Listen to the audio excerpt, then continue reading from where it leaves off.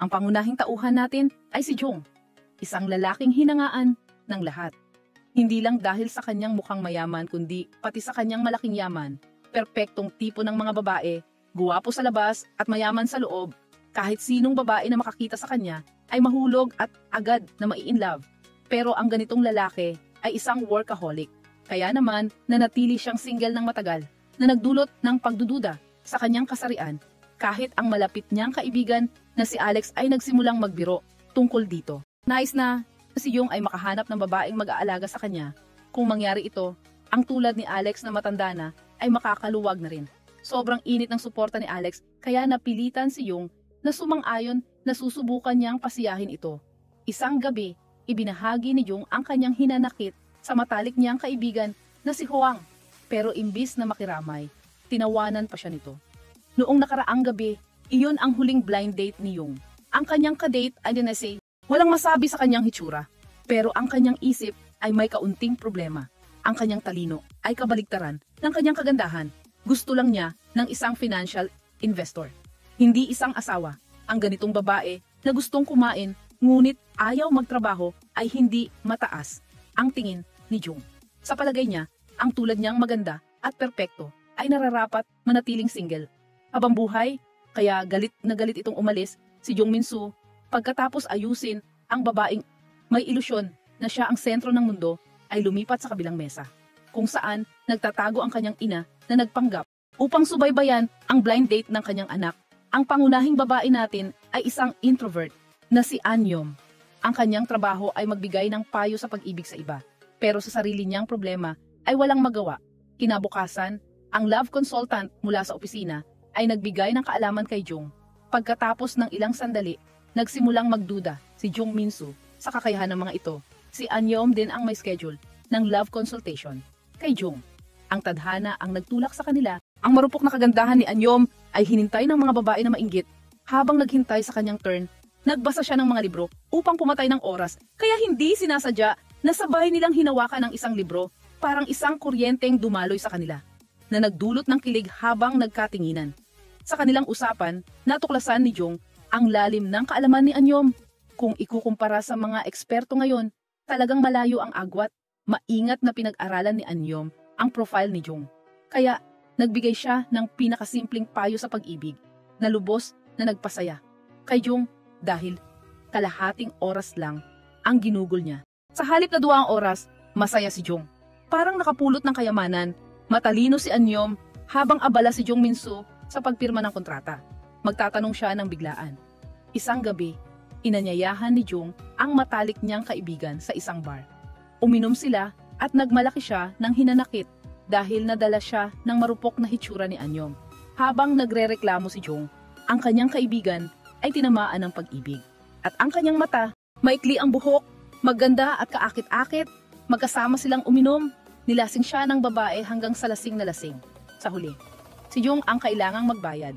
Noon din tumunog ang telepono ng babae. Sinabi ni Jung ang address. At kamangha-mangha, si Anyom ang dumating. Ang mundo ay bilog. Kung nais ng direktor, magkikita pa rin tayo. Tinulungan ni Jung si Anyom na alalayan ang lasing na kaibigan. Palabas ng kotse, ang kilos niya, isang maliit na aksidente ang nagpadikit ng kanilang labi.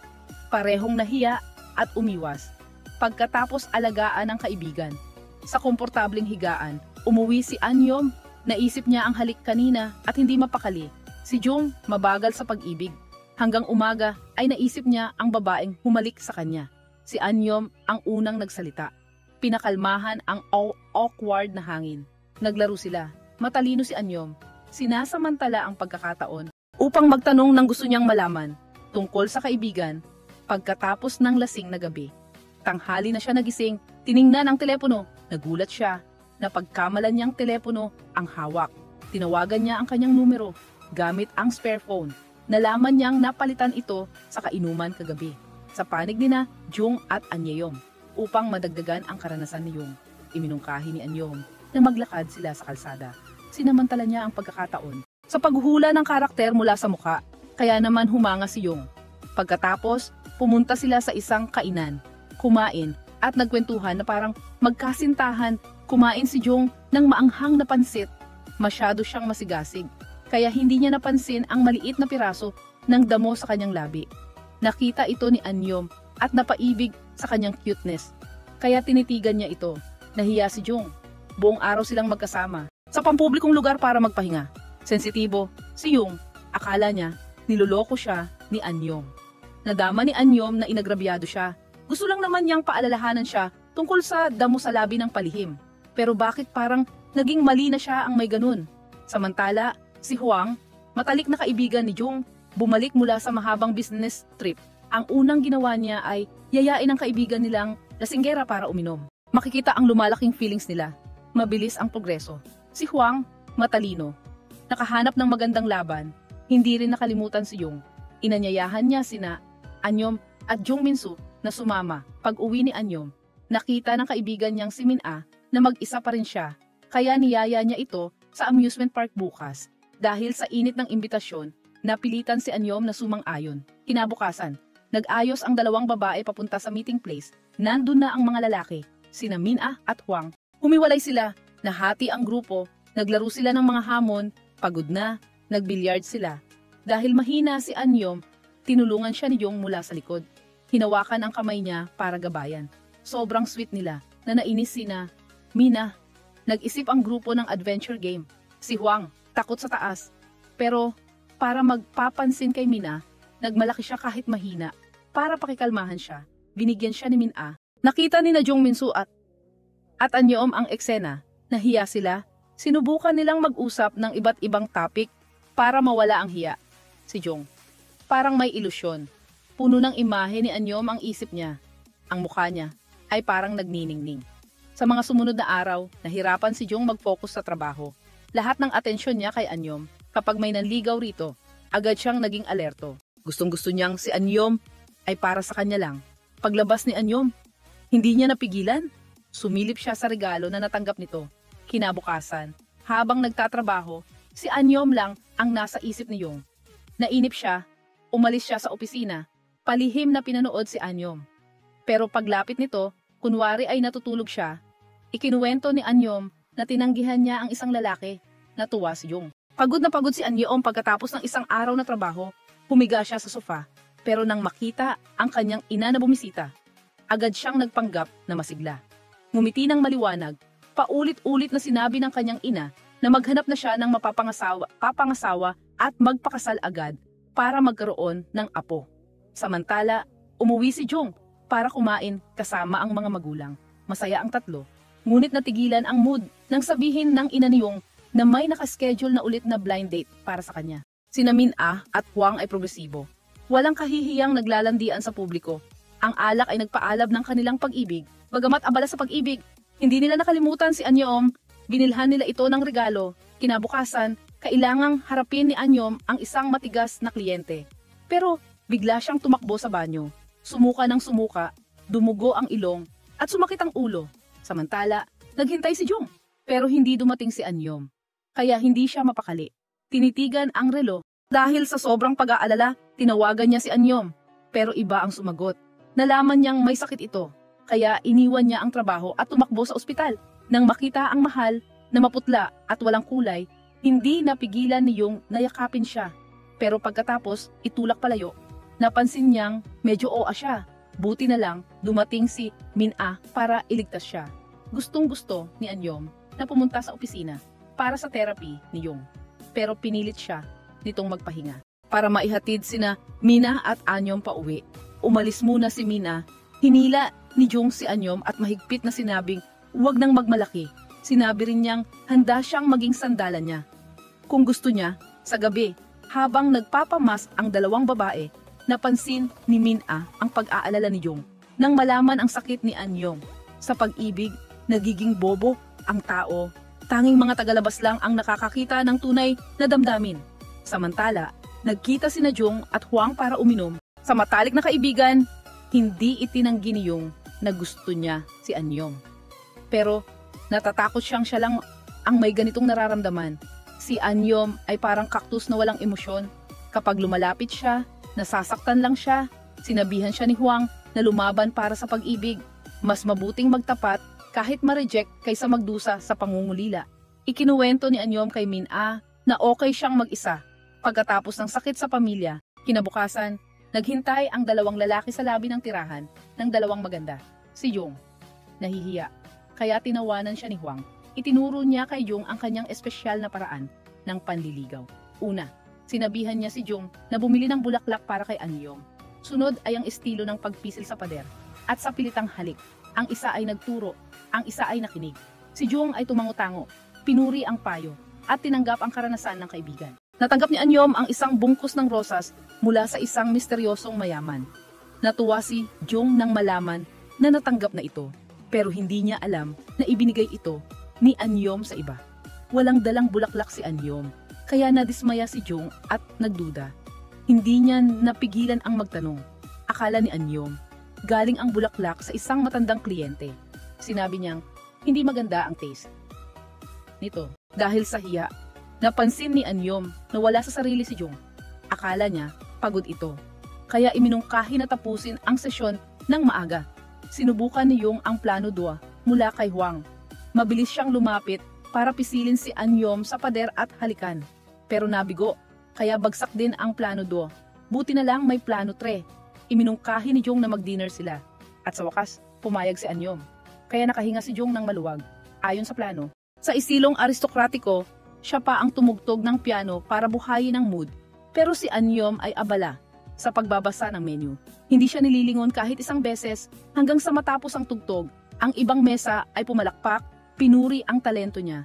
Pero si Anyom ay abala pa rin sa libro. Ngumiti ng pilit si Jung. Talagang karma. Dali-dali siyang nag-text sa kaibigan para humingi ng tulong. Gusto na niyang magtapat kay Anyom. Natigilan siya. Pinilit niyang magpanggap na okay, pero sa loob, umiiyak ang puso. Pag-uwi, hindi siya makatulog. Nagbasa siya para pakikalmahan. Pero ang mga salita ni Anyom ay parang asin sa sugat. Masakit na masakit. Sa inis, tinawagan niya ang assistant para kansilahin ang kontrata. Kay Anyom, nagulat at nagduda si Anyom. Galit na isinara niya ang laptop. Kinabukasan, dumating siya sa tamang oras para tapusin ang kontrata sa kumpanya ni Jung. Pero, nang aalis na siya, pagkatapos ay sa pilitang hinawakan at hinalikan niya si Anyom, ikinuwento ni Anyom sa kaibigan ang paghalik sa kanya ni Jung sa sofa. Akala niya, sinadya itong gantihan siya. Sa gabi, umuwi si Jung kay inay. Paulit-ulit siyang pinapakasal. Hindi napansin ang lungkot sa mukha ng anak. Kinabukasan, niyaya ni Mina si Anyom manood ng pelikula. Para mawala ang lungkot, pumasok sila sa halos walang tao na sinehan. Noong mainit ang upuan, nagdahilan si Mina na pupunta sa banyo. Biglang nagliwanag ang sinehan. Lumabas si Jung Minsu na parang bida sa romansa. Dahan-dahang lumapit sa puso niya. Hawak ang 17 rosas, simbolo ng mga araw na nagkita sila. Pero tinanggihan pa rin ni Anyom ang matamis na pagtatapat. Umalis siya, iniwang durog ang puso ni Jung. Unang beses sa buhay niya, nalasahan ni Jung ang desperasyon at pagkabigo. Nagkulong si Jung sa kotse, habang si Anyom ay nagkulong din sa kwarto. Kinabukasan, parehong ibinuhos ni na Jung at Anyom ang sarili sa trabaho para makalimot sa gabi sina Min-a, Anyom. At isang senior na lalaki ang naghapunan, kaakit-akit si Anyom sa hitsura at puso. Sa tingin at usapan, halatang may feelings ang lalaki sa kanya. Pero itinago niya ito para di masira ang pagkakaibigan. Nang banggitin ni Anyom si Jung na nakatira sa tapat, gaano ba kalapit para isang babae ay ganoong kabiruan ang isang lalaki? Kinabukasan, habang masayang nagde-date si Min-a at Hwang, isang babaeng nakaputi na buntis ang dumating para manggulo. Gusto nitong mangikil at gamitin ang bata sa tiyan. Pero natigilan siya sa matigas na salita ni Mina na pahiyang umalis. Sa pag-ibig, pinakamahalaga pagkatapos ng gulo. Lalong nagmamahalan ang dalawa. Sa gabi, ikinuwento ni Min-a ang tagumpay kay Anyom. Akala niya, papapurihan siya. Pero hindi nakinig si Anyom. Maganda ang relasyon ni Min-a at Hwang, tulad ng ibang magkasintahan. Madalas nagkikita, kinabukasan, kailangang pumunta si Anyom sa kumpanya ni Jung. Pero pinigilan siya ng gwardya.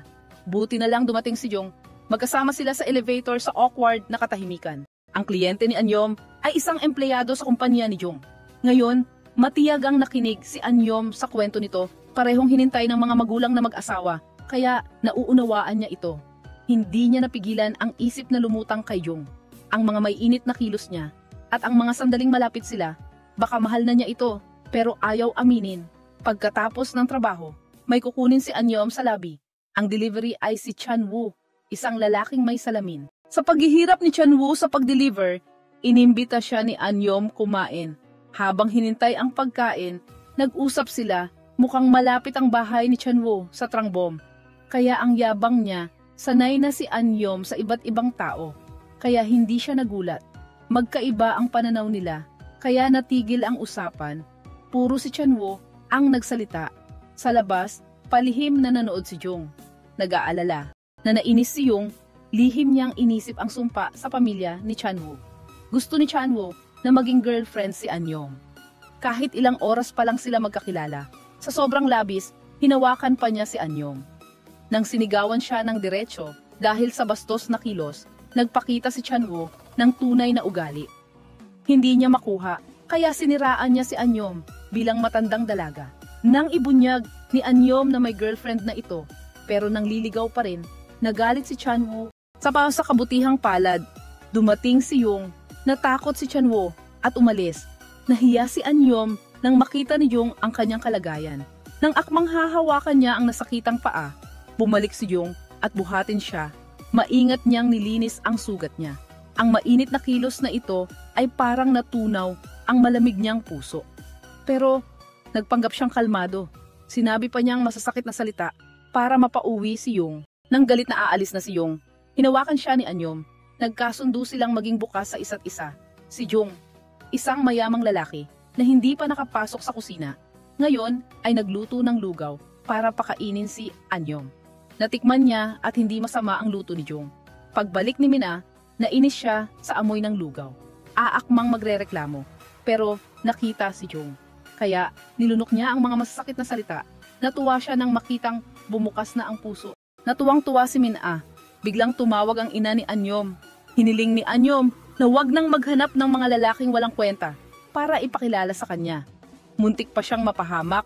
Sinabi rin niyang may boyfriend na siya para mapanatag ang ina. Nagulat si Mina habang si Jung sa kusina ay nakinig ng palihim. Sa gabi, masayang tinitigan ni Anyom ang larawan nilang dalawa at ngumiti.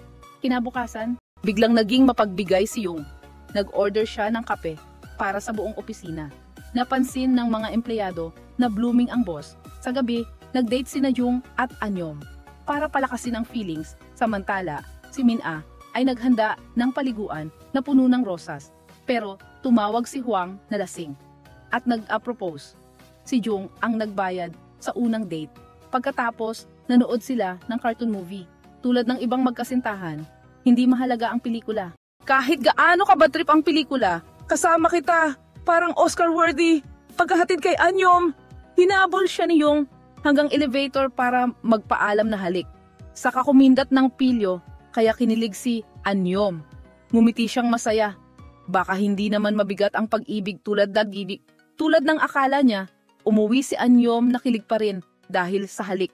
Umupo siya sa sofa. Natakot si Mina. Tinanong niya si Anyom tungkol sa unang date. Bakit nagkalat ang gamit?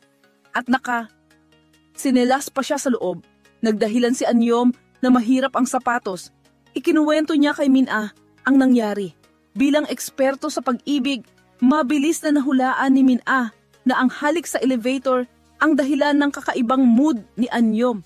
Kinabukasan, kinuha niya ang cellphone at nag-text kay Jung. Tinanong kung ano ang ginagawa.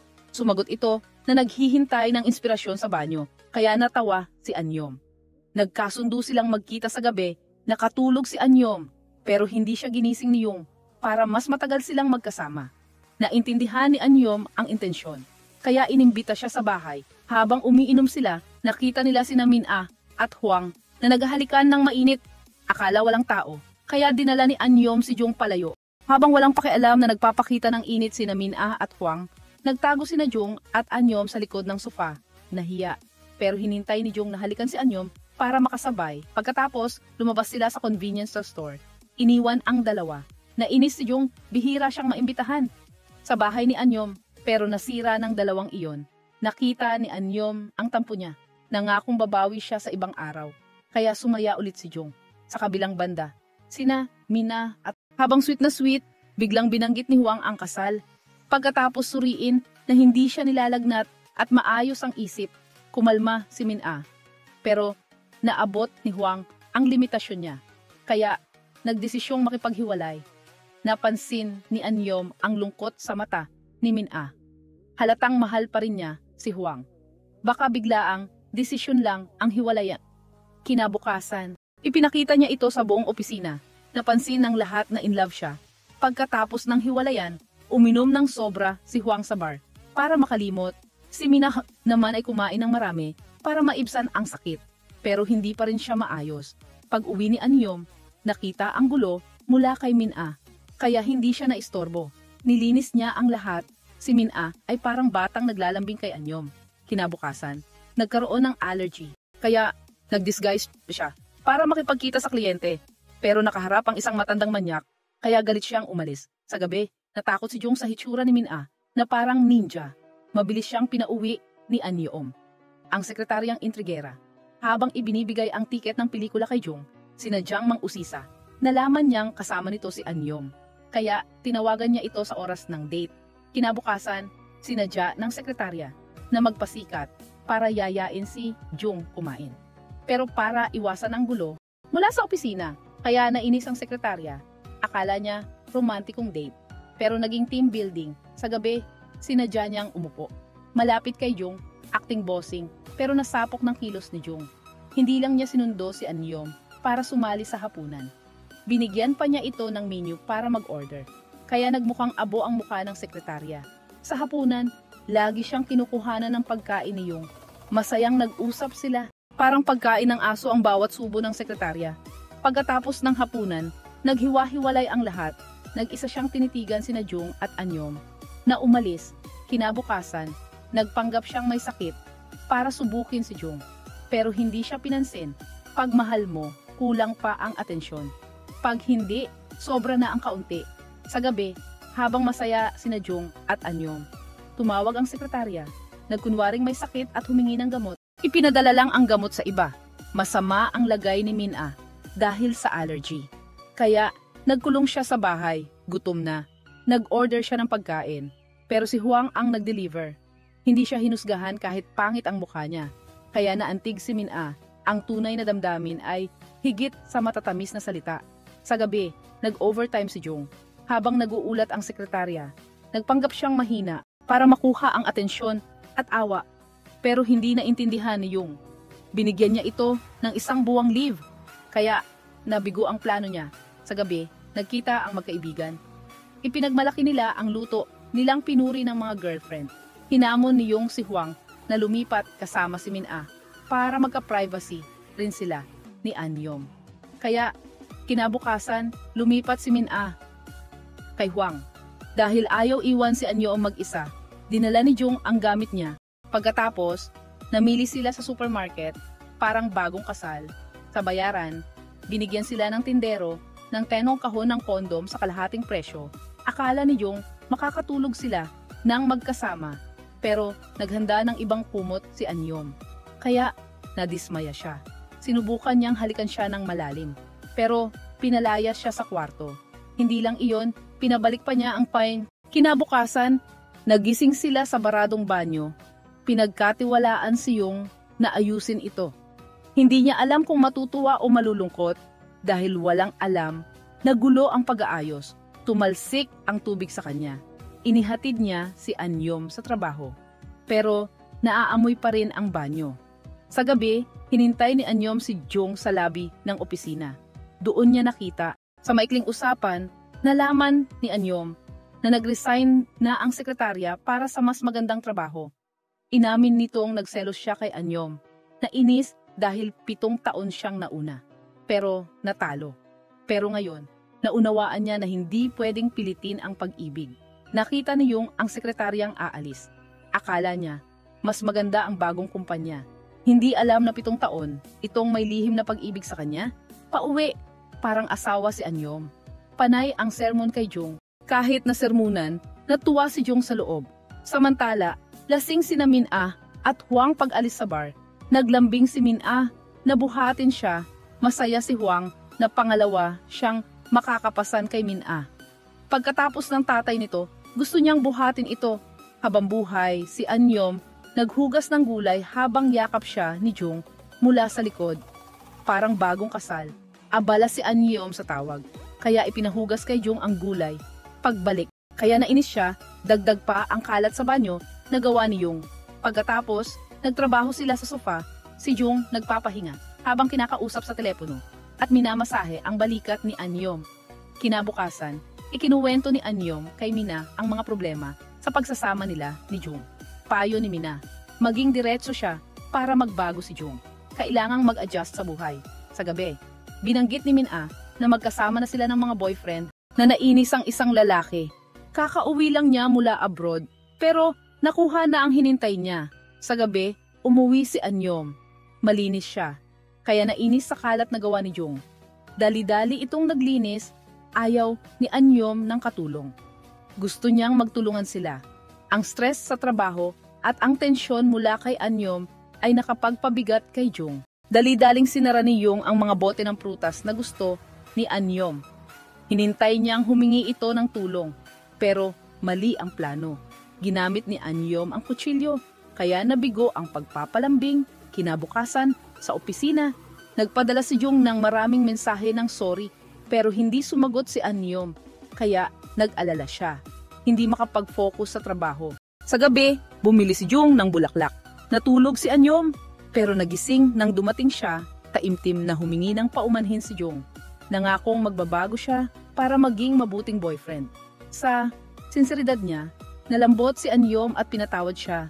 Pagkatapos, nagbago si Jung, naging maayos, umuuwi ng maaga para tumulong sa gawaing bahay kapag may trabaho sa opisina. Kinabukasan, habang nagtatrabaho, tinawagan si Anyom ng pulis. Sinabing, nakipag-away ang tatay niya at dinala sa presinto.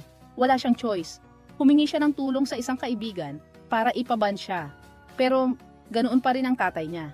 Kahit pinaghirapan siya ng anak, naghiwalay ang magulang niya dahil sa pagkababaero ng tatay. Hindi nito inalagaan si Anyom. Nadismaya na siya, pinakain niya ito at inuwi. Tapos na ang tungkulin. At hindi si Jung, natakot siyang madamay si Jung sa gulo niya. Baka tumakbo ito kapag nalaman. Kinabukasan, may outing ang kumpanya ni Anyom. Ayaw niyang isama si Jung, pero sumunod siya sa payo ng kaibigan. Sa gabi, late na umuwi si Jung. Natulog si Anyom sa sofa. Habang hinintay siya, naawa si Jung. Dinala niya ito sa kwarto. Kahit busy, pumayag siyang sumama sa outing. Sa araw ng outing, sumama sina Huang at Mina. Ang gwapo at saya ay hinanga ng mga babaeng kasamahan. Medyo late dumating sina Anyom at Jung. Pero humanga ang lahat sa kanila. Nakaputi sila, parang perpektong magkapareha. Mainit ang usapan ng kaibigan at si Jung. Kaya naging tensyonado. Inilantad pa ng kaibigan ang pamilya ni Anyom. Na nainis siya, ang buong grupo ay naglalaro ng laro. Sinamantala ng nakatatandang lalaki ang pagkakataon upang ipagyabang ang kanyang kaalaman tungkol sa babaeng bida. Nadama ng lalaking bida na nahiwalay siya, kaya nag-isa siyang umalis para mag-ihaw ng karne. Walang pakialam ang babaeng bida, hindi napansin ang pagbabago sa damdamin ng kanyang kasintahan. Patuloy na masayang naglalaro kasama ang mga kaibigan. Ngunit mabilis ding nagbukas ang kanilang puso sa isa't isa sa pamamagitan ng pag-uusap sa bangka na nalutas ang lahat ng hindi pagkakaunawaan. Pagkatapos, dahil may gawain sa kumpanya, napilitan siyang iwan ang kanyang kasintahan at umuwi muna. Ang nakatatandang lalaki, sinamantala ang pagkakataon upang siraan sila. Gustong wasakin ang kanilang pagmamahalan. Sa gabi, nag-overtime ang babaeng bida sa kumpanya. Patuloy na iniisip ang mga salitang sumisira sa kanilang relasyon mula sa nakatatandang lalaki.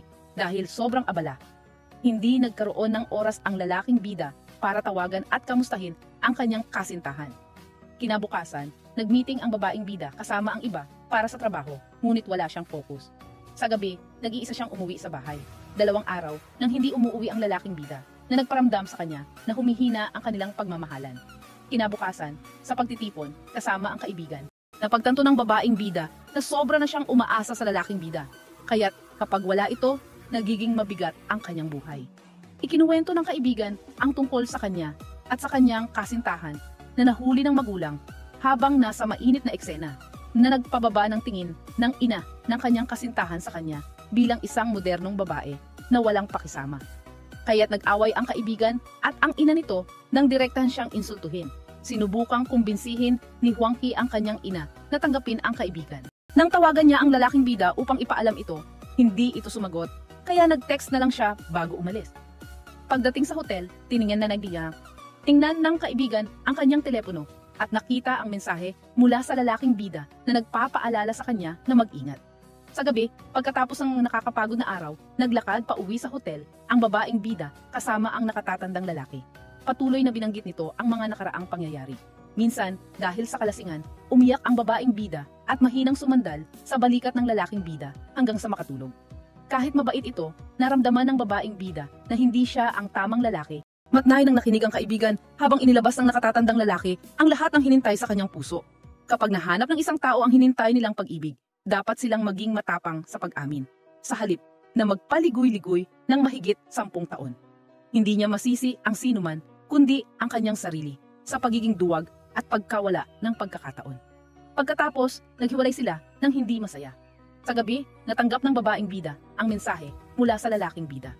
Nang marinig ang katok sa pinto, agad siyang bumukas at ang kanyang hinintay na mahal ang bumungad sa kanya. Pagkatapos, ibinahagi ng babaeng bida ang mga hinintay niya sa kanyang puso at inilahad ang lahat sa kanyang kasintahan na nakinig sa nakaraang paghihirap. Si Yung ay lalong nagmamahal kay Sujin. Lihim niyang ipinangako na gagamitin ang buong buhay niya upang bayaran ang babaeng puno ng sugat na ito. Kinabukasan, natapos ng nakatatandang lalaki at si Sujin ang kanilang business trip. Habang naghihintay ng check-out, nag-usap sila at napagtanto ng nakatatandang lalaki ang kanyang mali. Masaya silang nagkasundo na magtulungan sa trabaho at maging magkaibigan. Pagkababa sa paliparan, hinatid ng nakatatandang lalaki si Sujin sa kumpanya ni Jung. Masayang nagkita ang magkasintahan. Ipinahayag ni Yung na gusto ng kanyang mga magulang na makilala si Sujin na nagpasindak sa kanya dahil naalala niya ang nangyari kay Minji. Natakot siya. Sa araw ng pagkikita, pumili si Sujin ng eleganteng damit at sumama kay Jung. Maingat siyang naghanda ng regalo para sa mga magulang ng kanyang kasintahan. Pagkatapos ng simpleng pagbati, tumulong siya kay Inay Jung sa kusina na nagpakuha sa kanya ng puntos sa mga magiging biyenan. Habang nagluluto, panay ang chismis ni Inay Jung tungkol kina Jung at ama nito. At pagiging palakaibigan ni Inay ay nagpabawas ng kaba ni Sujin. Masayang kumain ang 4 na miyembro ng pamilya. Pagkatapos, hinatid pa ng mga magulang ang dalawa hanggang sa gate. Matapos ang pagkikita, lalong sumigla ang pagmamahalan ng magkasintahan. Sa gabi, unang beses na magkatabi silang natulog, kaya medyo nahihiya pa. Pareho, silbs-etch, walang karanasan, kaya medyo mahirap ang simula. Pero sa huli, naging maayos din. Kinabukasan, nagising si Jung dahil sa ingay ng vacuum. Napagkamalan siya ni Inay Sujin na magnanakaw at hinabol. Sumunod ang mahigpit na panayam sa magiging manugang, parang interogasyon ng pulis. Pero mabilis na napahanga ni Yung si Inay Sujin sa kanyang katapatan at sipag. Kahit galit si Inay Sujin sa kanyang asawang taksil, pinayuhan niya si Sujin na bisitahin ang ama nito kapag may oras. Unti-unti ring nalutas ng mag-ina ang kanilang mga hinanakit. Mula pagkabata, magkasama na sila at para kay Inay, si Sujin ang tanging dahilan para mabuhay. Ay ang kaligayahan ng anak. Sa gabi, hinatid ng dalawa si Inay Sujin hanggang sa labi ng kondo. Hindi nakalimot si Inay na bilinan si Jung na alagaan ang anak niya bago umalis. Kinabukasan, pinayuhan ni Sujin si Minji na pakikalmahan ang relasyon sa magiging biyenan para hindi maipit si Ki. Sumunod si Minji at sa gabi, inaya niya ang magiging biyenan sa hotpot. Maingat siyang nagpakita ng sinseridad mula sa pag-aasikaso. Ang kilos ni Minji ay nagpabago sa pananaw ni Inay Ki, pero hindi pa rin niya tinanggap na lumalim ang relasyon nila. Natuto si Minji na maging kalmado. Matiyaga niyang ipinahayag ang damdamin. Umaasang bigyan sila ni Inay Ki ng pagkakataon. Nangako siyang aalagaan si Ki bilang mabuting asawa at manugang. Sa gabi, nag-overtime si Sujin sa kumpanya. Inamin ng nakatatandang lalaki na ibinigay niya ang numero ni Yung sa ama ni Sujin. Galit na galit si Sujin sa sobrang labis na kilos na ito. Sa kabilang banda, magkaharap sina Jung at ang magiging biyenan sa mesa na may masarap na pulutan, pero sobrang tensyon ang paligid, walang kumilos na kumain. Sa una, mahinahon na ipinagkatiwala ng ama ni Sujin kay Jung ang anak niya, pero pagkatapos ng ilang baso ng alak, naging agresibo siya, hinawakan ang kwelyo ni Jung at nagbanta na alagaan ito ng maayos na kinatakutan ni Jung. Sa gabi, nagkwento si Jung kay Sujin na napagtanto ng ama niya ang mali nito at pinayuhan niya si Sujin na bigyan ito ng pagkakataong itama ang nakaraan. Sa tanghali, nagkita ang dalawa sa isang simpleng kainan. Nakasalubong nila ang mga katrabaho. Nagpalitan sila ng mahahalagang payo tungkol sa pag-ibig. Nagsimula na ring matuto si Jung ng mga paraan para suyuin ang kasintahan. Sa gilid ni Minji, nagtagumpay siyang kumbinsihin at mapasakamay ang magiging biyenan. Nagpalitan na sila ng singsing, hinintay na lang ang tamang araw para magsama. Ipinakita ni Minji ang diamanteng singsing sa kaibigan na ikinainggit ni Sujin. Sa gabi, ikinuwento ni Sujin kay Jung ang nalalapit na kasal At inamin niyang gustong-gusto niyang magpakasal, pero natatakot sa pakiramdam ng pagkakatali. Pagkatapos, dinala ni Jung si Sujin sa isang air show. Sa romantikong kapaligiran, opisyal siyang nag-propose sa kanyang minamahal na nagpaiyak kay Sujin at agad na pumayag. Mabilis na naganap ang kanilang kasal